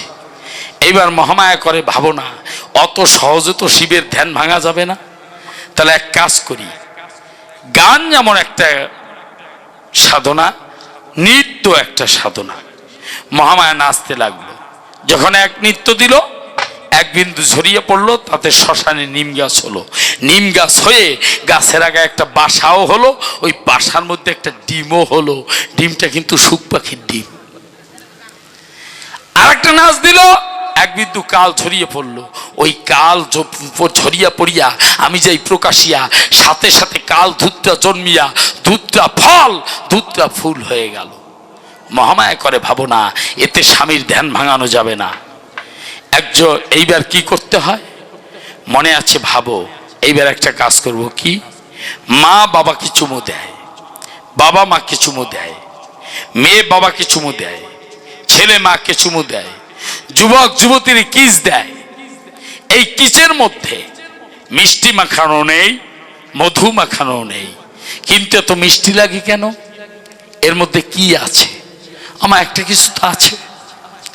এই জগতে সাধক যারা জানে তারা কি আছে এর মধ্যে। প্রত্যেকটা মানুষের মধ্যে 5টা বাণ আছে। কি কি? মদন, মাদন, মোহন, শোষণ, স্তম্ভন। এই চুমুর মধ্যে 5টা বাণ আছে। আমি যাই প্রকাশিয়া, মহামায়া 5টা বাণকে ডাকিয়া ঠোঁটে উঠাইয়া যেই শিবের ঠোঁটে দিয়েছে মারিয়া, আর যায় কোথায়? শিবের ধ্যান ভাঙিয়ে গেল। ধ্যান ভাঙার পরে বলছে, মহামায়া তুমি শ্মশানে? বলছে হ্যাঁ। তুমি বাড়ি যাও না কেন? বলছে সামনে বাঘের ছাল। বলছে বাঘের ছাল না, ওটা আমি মহামায়া, আমারই ছাল। তুমি উলঙ্গ ভৈরব করি বর্ণনা কিছু পড়ো না, কথা নেবে আজ হতে তুমি এই বাঘের ছাল পরবে। এই জন্য শিবের কিন্তু বাঘের ছাল পরা। কি কথাগুলো ভালো লাগতেছে না? বাঘের ছাল পরা। বলছে ভালো কথা। বলছে শুধু বাঘের ছাল তোমাকে পরা না, এই জগতে আমি মহামায়া আশীর্বাদ দিচ্ছি। এই জগতে যারা যারা বিয়ে করবে, প্রকাশ করি, ঘরে যদি থাকে সতী নারী, স্বামী স্ত্রী গুরুর কাছে গিয়া এই তত্ত্ব জানিয়া যার যার স্ত্রী তার স্বামীকে এরকম নিষ্কাম বাঘের ছাল যদি জড়িয়ে দিতে পারে, তার সাধন বচন লাগবে না, আপনা আপনি রাধা গোবিন্দ আসিয়া বাস করবে তার ঘরে। বলছে ধূত্রা ফুল ফল। বলছে এই ধূত্রা ফল এই জগতে কেউ খেলে সে পাগল হয়ে যাবে, ডাক্তাররাও ভালো বানাতে পারবে না। তুমি ভোলানাথ ভাং খাও, তার সাথে কথা নেবে, ধূত্রা খাবে, হরিপ্রেম বাড়বে। বলছে ধূত্রা ফুল করে ঠাকুর বর্ণনা, তুমি তো কোনো ফুল ভালোবাসো না, কথা নেবা, আজ হতে ধূত্রা ফুল কানে দিবা। এমন সময় মহামায়া ডাক দিয়া কয়, শোনো শোনো ঠাকুর ভোলা, জানাচ্ছি তোমায়, কিসের লাগিয়া তুমি শ্মশানেতে রও, সেই কথা আমার কাছে খুঁড়িয়া কও। ভোলানাথ বলে, তখন মহামায়ার ঠাই অষ্টাঙ্গ সাধনার তরে শ্মশানে রয়ে যাই। মহামায়া বলছে, তুমি আমার কথা নাও, অষ্টাঙ্গ যোগের কথা আমায় খুলে কও। অষ্টাঙ্গ যোগের কথা শিব যখন বলছিল, এই বলছিল, হঠাৎ করিয়া মহামায়া তমগুণে শিবের কোলে নিদ্রা গেল। ওই দিকেতে যোগের তেজে শুক পাখির ডিম বাস্ট হয়ে যায়, বাস্ট হয়ে শুক পাখির জন্ম হয়ে যায়। মহামায়া দেখে দিক কোলেতে ঘুমায়, শুক পাখি দিয়ে যাচ্ছে ওই যোগে সায়। অষ্টাঙ্গ যোগ যখন জগতে নেমে গেল, আপনাদের কাছে বলছি ভালো, শিব দেখতে পায় মহামায়া কোলে ঘুমায়, কে দিয়েছে যোগে সায়, দেখতে পায় শুক পাখি সায় দেয়। কাব্যে নয় ভুল, ধরিয়া ত্রিশূল যখন নিক্ষেপ করেছে, ওই শুক পাখি আর যাবে কোথায়? উড়তে উড়তে ঘুরতে ঘুরতে ব্যাসদেবের স্ত্রীর গর্ভের কাছে গিয়েছে। ত্রিশূলে ব্যাসদেবের স্ত্রীর গর্ভ ফাঁকা হয়ে গেছে। ওই সুযোগে ব্যাসদেবের স্ত্রীর গর্ভের মধ্যে পাখি ঢুকে গেছে, গর্ভের মুখ আটকে গেছে। ব্যাসদেবের স্ত্রীর নাম জানো কি? ব্যাসদেবের স্ত্রীর নাম জানো কি? এ জায়গা বলে 13 বছর না 14 বছর গান হয়। হ্যাঁ, স্ত্রীর নাম কি মনে রাখবা? এক নাম বিটপি, আর এক নাম সুখী। ওই সখীর গর্ভের মধ্যে যখন পাখি ঢুকলো, এইবার গর্ভের মুখ আটকে গেল। ত্রিশূল, শিবের ত্রিশূল চিন্তা করে মাকে কি মারবো না মারবো না। যদি মায়ের পেটের মধ্যে বলি সবার সান্নিধ্যে যদি পাখিকে মারতে হয় তাহলে মা মার্ডার হয়ে যায়। ত্রিশূল ফিরে এলো, ওইখানে ওই গর্ভের ভিতরে সুখ পাখি সুখদেব হইয়া সুখাকারে এক এক করে 14 বছর 14 বছর যখন ছিল ব্যাসদেব তখন ধ্যান করে দেখতে পেল যে সুখদেব গর্ভে এলো। ডাক দিয়ে বলছে, বাবা কথা নেই, কাছে আয়, জগতে আয়। সুখদেব করে বর্ণনা, বাবা আমি জগতে যাব না। জগতে যারা যায় তারা পরে জগতের মায়ায়, তুমি যদি আশীর্বাদ করো আমায়, জগতের মায়া মোহে আমাকে ধরবে না। মনের ভাবো আমি এখনই জগতে আসব। তখন ব্যাসদেব বলছে, তাহলে আর 2 বছর থেকে আয়। এই 14 আর 2 16 বছর যখন হলো, সুখদেব মাতৃগর্ভ হতে বলিসভা সাক্ষাতে সূক্ষ্ম দেহ ধারণ করে বাহিরে বেরিয়ে আসলো। এই সুখদেবের জন্ম হলো। থাক সুখদেব, এইবার আর এক দিকে যাই, ডাল সব মিলাবো শেষে। কুরুক্ষেত্রের যুদ্ধ হয়, কথা কব মিথ্যা নয়। চক্রব্যূহের মধ্যে অভিমন্যু মারা যায়। অভিমন্যুর স্ত্রীর নাম কি? উত্তরা। আমি বলি সাচ্চা, তার গর্ভে ছিল বাচ্চা। যুদ্ধের শেষের দিকে বলিসভার বাকে অশ্বগুরু দ্রোণাচার্যের পুত্র অশ্বত্থমা ব্রহ্মাস্ত্র মারিয়া ওইখানে উত্তরার গর্ভের সন্তান বিনাশ করিয়া দিল। স্বয়ং কৃষ্ণ গিয়া আমি যাই প্রকাশিয়া গর্ভের উপরে হাত দিয়া ডাক দিয়া বলল, আমি শ্রীকৃষ্ণ বাসুদেব আমার সারা জীবনের পুণ্য ফল দিয়া উত্তরার গর্ভের সন্তান পুনরুজ্জীবিত করিলাম। ভগবান ওর জন্মের আগে পরীক্ষা নিয়েছে, ও জন্মিয়া রাজা হবে, ওর নাম হবে পরীক্ষিত। জন্মিয়া রাজা হলো, পরীক্ষিত রাজা হরিণ শিকারে গেল। মা খেয়াল করো, হরিণ শিকারে যখন যায়, হরিণের পেছনে ছুটতে ছুটতে বলি সবার সাক্ষাতে জল পিপাসা পায়। জল জল করতে করতে বলি ভক্তের সাক্ষাতে যখন একটা আশ্রমে ঢুকে গেল, ওই আশ্রমটা সৌমিক মুনির আশ্রম ছিল। আশ্রমে ঢুকে গিয়েছে বলি সবার কাছে, সৌমিক মুনি ধ্যানে আছে, তার 10 ইন্দ্রিয় স্বরূপে ঊর্ধ্বগামী রয়েছে। এমন সময় বলছে জল জল জল, সৌমিক মুনি শোনে না। এমন সময় নয় পাপ, পাশে ছিল একটা তক্ষক সাপ। এই সময় কি করেছে? পরীক্ষিত রাজা যিনি ধনুকের বানে বাঁধাইয়া ওই মরা সাপটাকে উঠাইয়া সৌমিক মুনির গলায় জড়িয়েছেন তিনি। এইখানে শেক্সপিয়ার একটা কথা বলেছেন, এই জগতে বুদ্ধিমান যারা সহজে ভুল করে না, তারা যদি একবার ভুল করে বসে তাহলে সবচেয়ে বড় ভুল সেটা হয়ে ধরা পড়ে। যখন এ বেটা তোমার কি দরকার আছে মরা সাপটা জড়ানো? মরা সাপ জড়িয়ে দিয়েছে। একটু পরে সৌমিকের পুত্র সিংহী এসেছে, এসে দেখতে পায় মায়ের বাবার গলায় মরা সাপ জড়ানো রয়। সাথে সাথে অভিশাপ দিয়েছে, আমার বাবার গলায় যে মরা সাপ জড়িয়েছে আমি অভিশাপ দিলাম 7 দিনের মধ্যে তার মরণ হবে হবে। দেখেন, এই জগতে 4টা জিনিস বৃথা যায় না: সতী নারীর চোখের জল, শহীদের বুকের রক্ত, শ্রমিকের গায়ের ঘাম আর মণিবাক্য। এই 4টা কখনো বৃথা যায় না। আর 4টা জিনিস যদি সংসারে থাকে তার সুখের অভাব হয় না। কি কি জানো? কুজা ডোঙ্গা, বেবদ ভাই, দরজাল মাইয়া মানুষ আর চাইটানো গাই। এই 4টা জিনিস সংসারে থাকলে সুখের অভাব নাই। কুজা ডোঙ্গা আছে না? বেকা তাল গাছ দিয়ে আমি যেই প্রকাশিয়া বেকা তাল গাছ ফাড়িয়া মাঝখান দিয়ে ডোঙা বানাবেন। ডোঙা বানাইয়ে খোঁচা দেবেন পূর্ব দিক, ও উল্টিয়া উত্তর দিকে যে ঘা খাইয়ে চিত্তারেই পড়বে। এ হচ্ছে কুজা ডোঙ্গা। আর বেবোধ ভাই, বুদ্ধিমান ভাই যদি ছোট ভাই বেবোধ হয়, ও যে জায়গায় যাবে গন্ডগোল বাঁধাবে, ও অপমানিত হবে। ওর জ্ঞানী ভাই ছাড়াতে যাবে, সেও অপমানিত হবে। ঠিক না বাবু? বেবোধ ভাই থাকলে তার যে কত জ্বালা, যার বেবোধ ভাই আছে সেই জানে। কুজা ডোঙ্গা বেবোধ ভাই, দরজাল মাইয়া মানুষ, এটা একটু কব না কিনে থাকবে। হ্যাঁ কর বাবা, আমার একটু জায়গায় যাইতে দেন। দরজাল মাইয়া মানুষ, এটা একটু কই। স্বামী স্ত্রী 12 বছর বিয়ে হয়েছে, খুলে বলি সবার কাছে ছেলে মেয়ে নাই। তার স্বামী কি করেছে, খেপলা জাল নিয়ে, খেপলা জালছেন মানে জাকি জাল নিয়ে একেবারে বউর নাম নিয়ে প্রথম খাও দিয়েছে, আর কেউ নাম না, বউর নাম নিয়ে যে খাও দিয়েছে, ওই খ্যাপ দিয়েছে, একটা কই মাছ উঠছে। তা চিন্তা করছে আর দরকার নাই, কই যখন একটা হয়ে গেছে, আরে কই হয়ে গেছে, মনে আছে ভাবো এই কই মাছ বাড়ি গিয়া আমার স্ত্রী অর্ধেক মাঝখান দিয়ে কাটিয়া উনি অর্ধেক খাবে, আমি অর্ধেক খাবো, হয়ে যাবে, আর লাগবে না। ওই কই মাছ নিয়ে বাড়ি গেছে। গল্পের কই, কম কেন কই, কায়দা করে কই, পেয়েছে এক কই, ওরে সাদের কই, কই গেল কই, আমি একটু কই, কই নিয়ে যেই বাড়ি গেছে, এক বিয়াত কই, যেই কই মাছ স্ত্রী ভাজা দিয়েছে, ওই কই মাছ মাঝখান দিয়ে না কাটিয়া আমি যেই প্রকাশিয়া কই মাছ, আস্ত কই মাছ যেই ভাজা দিচ্ছে, সোয়া হাত লম্বা হয়ে গেছে। আমার কই মাছ ভাজা দিলে একটু লম্বা হয় না?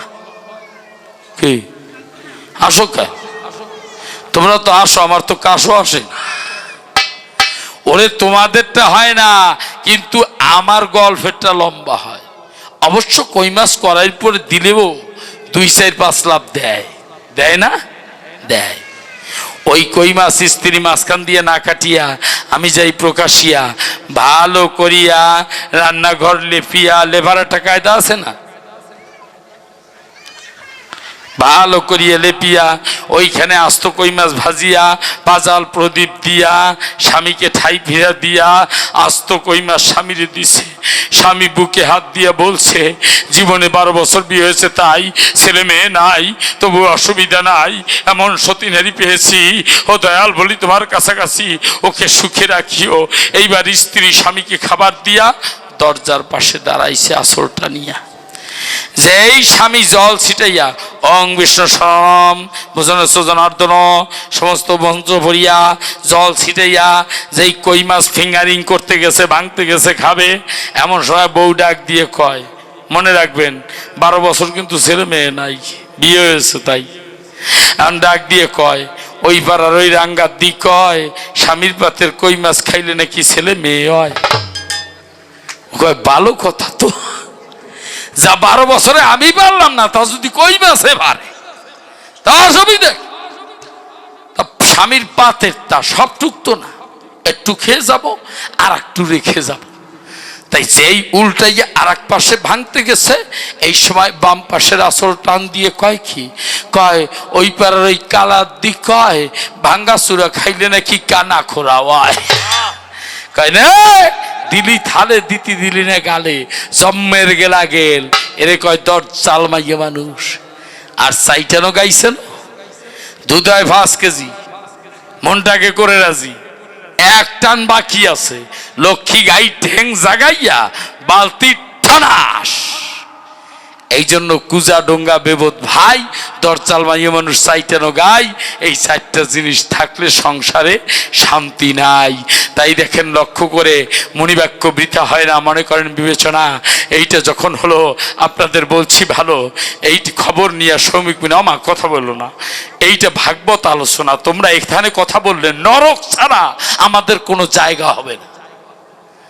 যখন গেল শ্রমিক মণি ডাক দিয়ে বলল, পরীক্ষিত তোমার উপর অভিশাপ আছে, তুমি 7 দিনের মধ্যে মারা যাবে। পরীক্ষিত যা বলল এই কথা শুনিয়া হাহাক করিয়া দিল হাসিয়া, বলছে মরণের খবর শুনছো আর তুমি হাসছো। ডাক দিয়ে বলছে, মনিরে এই জগতে আসার একটা সিরিয়াল আছে, বড় মেঝো সেজো ছোট, কিন্তু যাওয়ার কোনো সিরিয়াল নাই।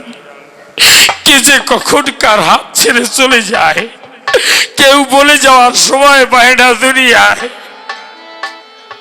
কে যে কখন চলে যায়।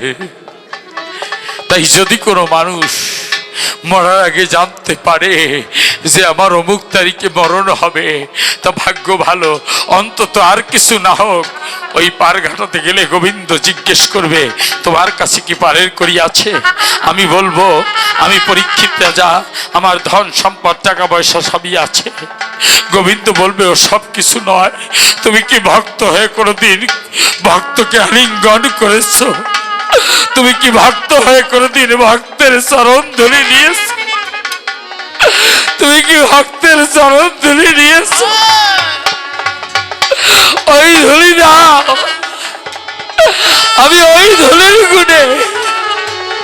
তোমাকে বার করে নিয়ে যাই, তোমাকে পার করে নিয়ে যাই,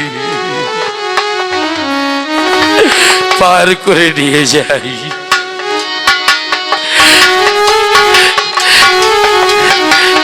এই ধুলি সব পরীক্ষিত যা বলছে, শ্রমিক বনি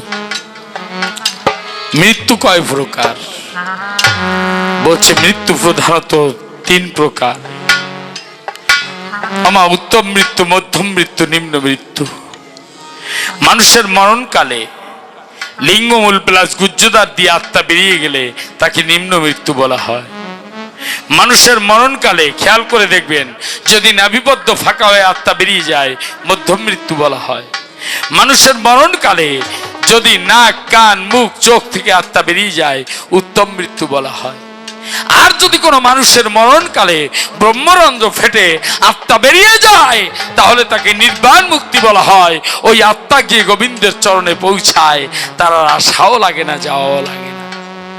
ডাক দিয়ে বলছে, মুনি আচ্ছা এই উত্তম মৃত্যু নয়, নির্বাণ মুক্তি কেমন হবে? বলছে হবে।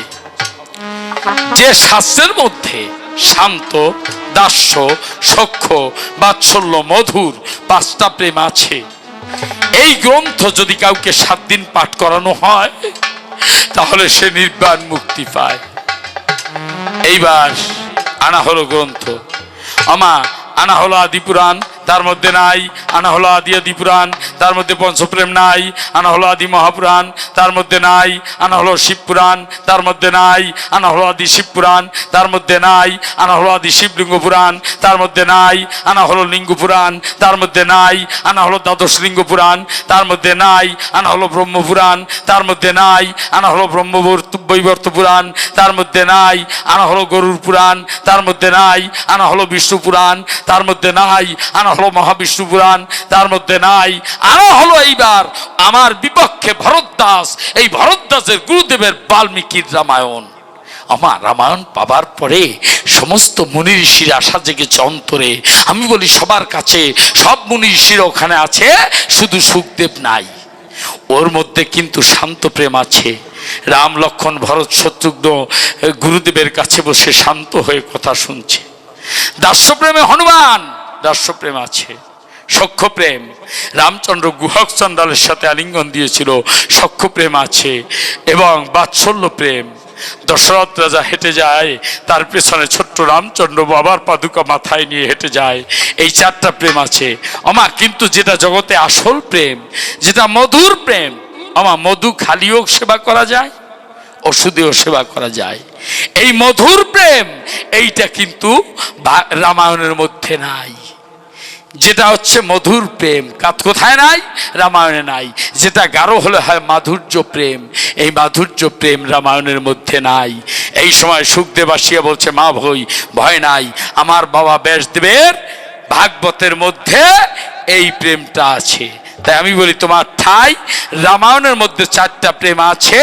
একটা প্রেম মধুর প্রেম, যেটা মাধুর্য প্রেম, যেটা কান্তা প্রেম, এইটা ওই রামায়ণে নাই। এই জন্য বলি তোমার কাছাকাছি। পরবর্তীতে আমি ভাগবত লিখতে বাধ্য হয়েছি, স্পষ্ট জবাব দিয়ে যাই। প্রশ্ন তো করো, এর জবাব দিয়ে দেখছো? খালি প্রশ্ন আসে আর করতে থাকো। এর জবাব সেই শ্রোতারা শুনবে কিনা মন দিয়া তা কি বুঝো? হ্যাঁ, তাই এমনি করে বলি সবার ধারে ওই ভাগবত 6 দিন পাঠ করা হয়ে গেছে। 6 দিন পরে ওই ডাক দিয়ে আমি যাই প্রকাশিয়া, সুখদেব পাঠ করছে আর রাজা পরীক্ষিত শুনছে। 6 দিন পরে পরীক্ষিত রাজা বলছে, আমাকে একটু সময় দাও, আমি এক কাজ করি, আমি তো পৃথিবীতে থাকবো না, একদিন পরে মারা যাব। মরণের আগে একদিন আমার রাজ্যের যত ভক্ত আছে তাদের সেবা দিয়া আমি তাদের চরণ ধুলি দিয়া আমি বারের করে ঘুরিয়ে নিতে চাই। ওই একদিন সময় দিল, আপনাদের বলছি ভালো। যখন সময় দিয়েছে, পরীক্ষিত রাজা সবার চরণ ধুলি নিয়া যখন বসেছে, আমি বলি ভক্তের কাছে তখন সে কুল পেয়েছে। ওই কুল যখন পেল, এই কুলটা ব্যাসদেব দিয়েছিল, সেই কুলের মধ্য থেকে কুল পেল। সেই কুলটাকে ডাক দিয়ে বলল, কুল রে, তোর মধ্যে কীট আছে তাই মরণাশার কায়দা নাই, কথা নিবি?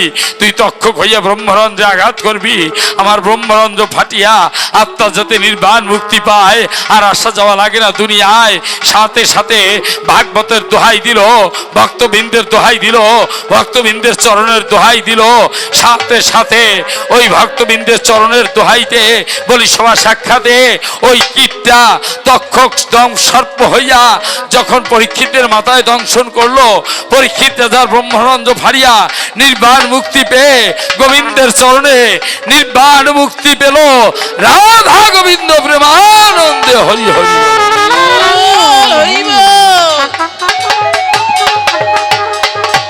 তাই বলছে এইখানে বলি সবার সন্নিধানে এই গোয়াল বাথান, তাই না? ছিল যে গোয়াল বাথান, এখানে প্রেমের বাখান।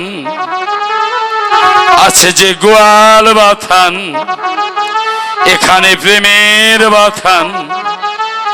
একদিন তাল পাতার মন্দির ছিল ভাই, আগে নারায়ণ বাবু সভাপতি ছিল, এখন বিক্রম দাদা সভাপতি হলো। সবার দানে সাধের মন্দির পাই, মন্দিরে রাধা গোবিন্দ আছে, আমার শান্তি হরি আছে, বাবা লোকনাথ আছে, গণেশ পাগল আছে, বাবা লোকনাথ আছে, গণেশ পাগল আছে, মা কালিকায় আছে, সকল দেবতায় আছে। আপনাদের আশীর্বাদে সবই আমরা পাই। গোয়াল বাথানে এত সুন্দর মন্দির আমি আগে দেখি নাই। গোয়াল বাথানের এত সুন্দর মন্দির আমি আগে দেখি নাই। ব্যাংকের টাকা ব্যাংকে রবে, কোনো কাজ হবে না ভাই। ওরে মন্দিরেতে দান করিলে পারের করি পাই। কমিটির বাবু যারা কাছে কাছে যাবে তারা, কমিটির বাবু যারা কাছে কাছে যাবে তারা, যে যা পারেন দান করিবেন প্রণতি জানাই। এত সুন্দর মন্দির আমি আগে দেখি নাই, এত সুন্দর মন্দির আমি আগে দেখি নাই। আমার এই টেকনাফ থেকে তেঁতুলিয়া পর্যন্ত তাই খুলে বলি সবার ঠাই, যত জায়গায় গিয়েছি যেখানে হিন্দুরা আছে, আমাদের পাশাপাশি মুসলমান ভাই, যদি ছোটখাটো একটা ওয়াজ মাহফিলও হয় 5 লাখ 10 লাখ 20 লাখ টাকা ওঠে, আসতে থাক 20 লাখ টাকা ওঠে।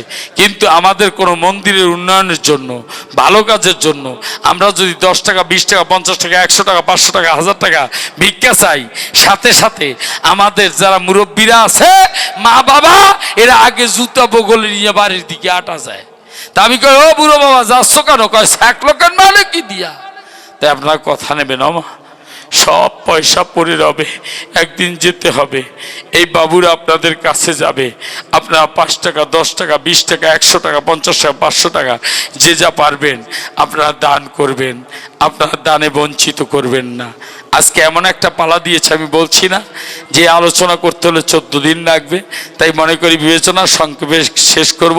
তবে বড় বড় দানগুলো, নোটগুলো কথা নেবেন, আমার হাতে একটু তুলে দেবেন, যে যা পারেন দান করবেন। কমিটির বাবুরা যারা কথা নেবেন তারা, আপনারা কথা নেন, আপনারা ভক্তের কাছে চলে যান, মায়েদের কাছে চলে যান, বাবাদের কাছে চলে যান, যে যা পারে সেটা দান করবে, মনোবাসনা পূর্ণ হবে। হরে কৃষ্ণ। আমা দাও, যে যে মনে পারো দাও। বাবারা দেরি করেন না, আপনারা থালা নিয়ে যান, ভক্তদের কাছে যান। হরিবল হরিবল হরিবল। উত্তর নাগরদী সুমন বসু যিনি কমিটির বাবুদের অন্তর্নয় ফাঁকা দিয়েছে 500 টাকা, গোবিন্দ ভঙ্গি বাঁকা, ঘুরাও ভাগ্যের চাকা, রয়না যেন ঠেকা, উনি বাহিরে যাবে, হে গোবিন্দ কথা নিও, ওনার মনোবাসনা পূরণ করিও। আর আমাদের 2 জন সরকারকে 100 200 টাকা দান করেছে, হে গোবিন্দ সব পাপ তাপ ক্ষমা করে মনোবাসনা পূরণ করে ইহকাল পরকাল সুন্দর করে শেষের দিনে রাধারামের বাদাম উড়াইয়া এবার থেকে বারে পার করিয়ে নিও ভালো। রাধা গোবিন্দ